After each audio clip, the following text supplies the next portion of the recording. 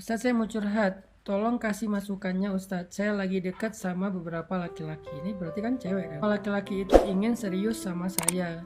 Bagaimana biar saya bisa memantapkan hati agar tidak salah memilih? Terima kasih Ustadz. Enak ya, tinggal milih. Masya Allah, barakallah fiik. Tapi jangan berlebihan dekatnya karena itu jadi sumber fitnah.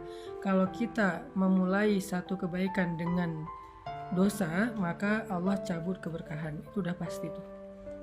Contoh, memulai suatu niat baik untuk menikah, tapi dengan pacaran atau berbuat dosa, maka nanti pernikahan itu akan Allah cabut keberkahan. Makanya muncullah cekcok rumah tangga, sampai ke perceraian dan segala macam. Itu karena awalnya nggak baik.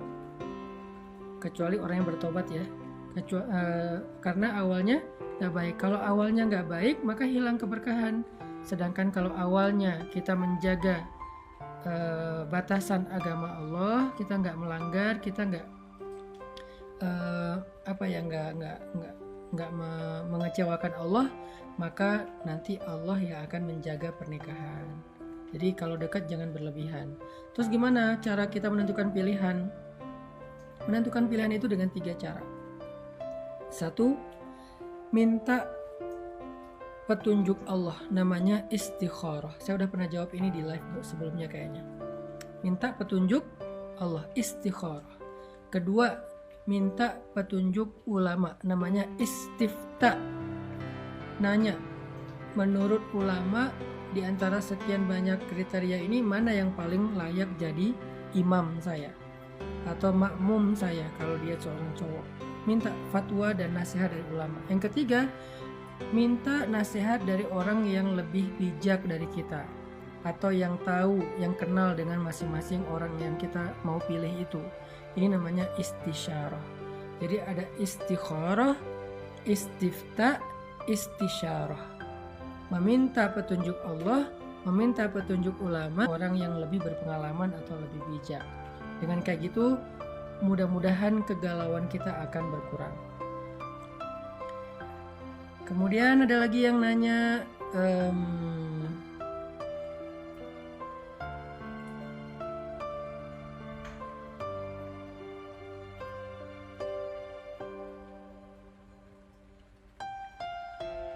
ini tadi udah saya jawab. Ini aja nih, Ustadz, rumah tangga saya di ujung tanduk. Setiap hari suami saya selalu mengancam untuk menceraikan saya. Yang terakhir dia bilang sudah ngurus ke pengacara untuk proses cerai dan kemungkinan sidang bulan ini. Namun saya masih belum mendapatkan bukti bahwa dia sudah mendaftar atau belum. Awal cerita saya memang istri yang keras. Saya bukan terlahir dari keluarga yang islami. Wawasan saya tentang Islam dan sikap suami ke istri saya nggak banyak tahu. Saya semena-mena dengan suami saya. Hijrah saya mulai meninggalkan pekerjaan dan banyak belajar mengenai Islam sampai akhirnya saya mendapat ujian hijrah. Suami saya ketahuan TTM-an dengan wanita lain. Jujur Ustadz, saya sempat memukul dia gara-gara rebutan HP pengen tahu isi WA dia dengan wanita teman kerjanya itu. Saya sempat bertemu dengan wanita itu bertiga dengan suami saya, dan ternyata hubungan mereka masih berlanjut sampai akhirnya ayah saya yang bertemu dengan wanita itu dengan suaminya. Suami saya marah besar. Setelah semua selesai dan saya mencoba melupakan semuanya, mendekatkan diri pada Allah, hingga perang batin suami saya dimulai. Sikapnya sangat semena-mena terhadap saya dan kekeh untuk bercerai. Segala upaya sudah saya lakukan, dari pihak keluarga pun juga sudah, tapi tetap tidak merubah sikapnya dan tetap ingin menceraikan saya. Saya masih punya anak kecil, Ustadz, umur 2 tahun. Segala upaya sudah saya lakukan. Saya dihina, saya ditinggalkan tanpa pamit, bahkan sempat dihalang-halangi untuk beribadah. Sebenarnya suami saya adalah orang yang agamis. Dia merasa keluarga saya jauh lebih baik daripada dia, dan dia merasa malu. Dengan cara sabar pun dan cara baik-baikan tetap gak merubah keputusannya. Sampai akhirnya saya lelah Ustadz ditalak setiap hari, dan saya mengikhlaskan segala keputusan dia dan meminta dia menjauhi saya dan anak saya. Sebenarnya apa yang harus saya lakukan Ustadz? Bahkan di saat terakhir pun dia selalu membela wanita TTM-an tersebut yang saya lelah Ustadz.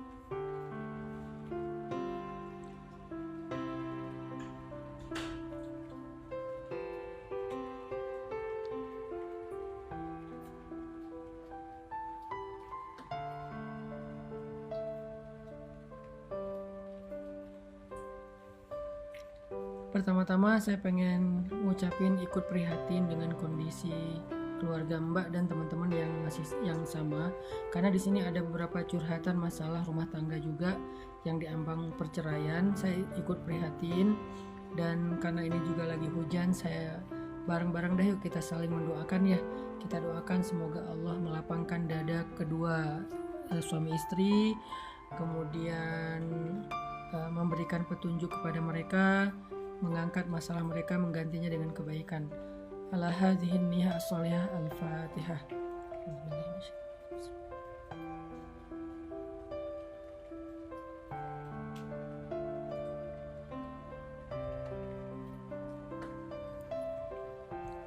Saya nggak bisa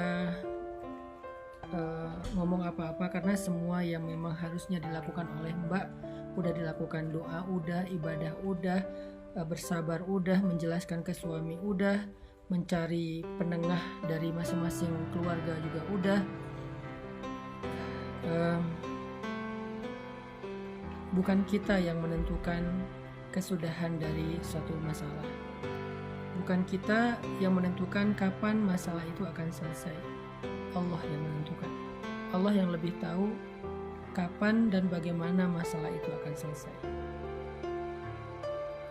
Kita hanya berikhtiar semampu kita mencari jalan keluar yang kita tahu. Tapi kita sama sekali tidak menentukan akhir dari sebuah perjalanan. Kita nggak menentukan sama sekali ujung dari sebuah masalah. Kita sama sekali nggak menentukan kapan masalah itu akan selesai. Bukan kita. Tugas kita adalah berikhtiar dan bersabar. Dan janji Allah adalah menyelesaikan masalah hamba-hamba yang bersabar. Wa basyiris sabirin, sampaikan berita gembira kepada hamba-hamba yang sabar, kata Allah. Gak ada kan berita gembira yang membuat kita kecewa, itu bukan berita gembira, itu namanya prank. Kalau Allah bilang busyra, basyir, sampaikan berita gembira, itu benar-benar berita gembira. Tapi syaratnya cuma satu, sabirin, sabar. Apa itu sabar? 1, tidak berkeluh kesah. 2, tidak melenceng dari jalan Allah, gak berhenti beribadah, gak berhenti berdoa, gak berhenti taat. Dan 3, tidak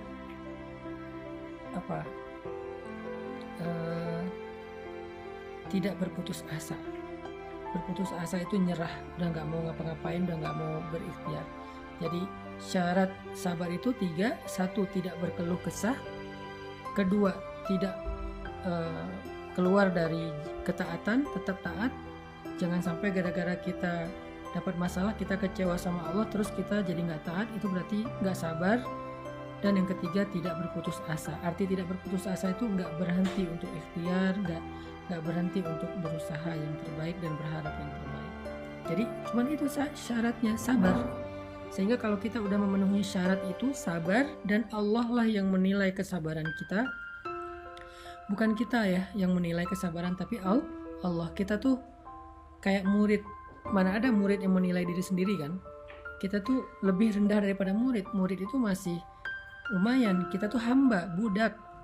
Budak itu tidak punya hak. Budak itu nggak bisa protes. Nah, cuman tuan kita adalah sebaik-baik tuan.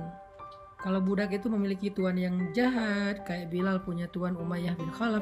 Kalau kita tuannya adalah Rabb pencipta alam semesta, dan dia Rahman, Rahim, Latif, Rauf, dan seterusnya. Sehingga untuk menentukan kapan akhirnya dan seterusnya, enggak, Allah yang akan menentukan. Kita nggak perlu menilai diri kita, Allah yang menilai. Kita nggak bisa bilang saya udah sabar, berarti kita menilai diri kita sendiri kan. menilai kalau diri kita itu udah sabar, kan gitu. Menilai bahwa kita itu udah layak. Kita jangan menilai diri sendiri. Tugas kita tuh cuma ikhtiar, sabar, nanti Allah yang nilai. Dan gak usah khawatir, Allah tuh gak pernah salah nilai. Gak mungkin Allah ngasih kita nilai C padahal kita A+. Gak mungkin Allah ngasih kita gelar orang yang berputus asa padahal selama ini kita itu udah sabar banget. Gak mungkin. Karena Allah itu maha teliti, Allah itu maha bijaksana, Allah itu maha tahu, Allah itu maha adil. Jadi nggak mungkin salah menilai gara-gara kayak nggak serak aja sama kita, nggak mungkin. Maka karena kita yakin Allah itu maha adil, maha bijaksana, maha teliti, maha tahu, insya Allah penilaian Allah itu adalah penilaian terbaik. Apakah kita udah sabar atau belum? Biar Allah yang menilai, bukan kita. Nanti kalau menurut Allah kita udah disebut orang yang sabar, maka Allah akan tunaikan janjinya, busyra wa basyiris sabirin, sampaikan berita gembira kepada orang yang sabar. Jadi saya nggak bisa ngasih masukan apa-apa karena semua yang harus dilakukan udah dilakukan sama Mbak ini. Tinggal kuatkan kesabarannya Mbak. Mudah-mudahan Allah akan menilai Mbak sebagai orang yang sabar, lalu diberikan kejutan yang gak pernah terduga-duga.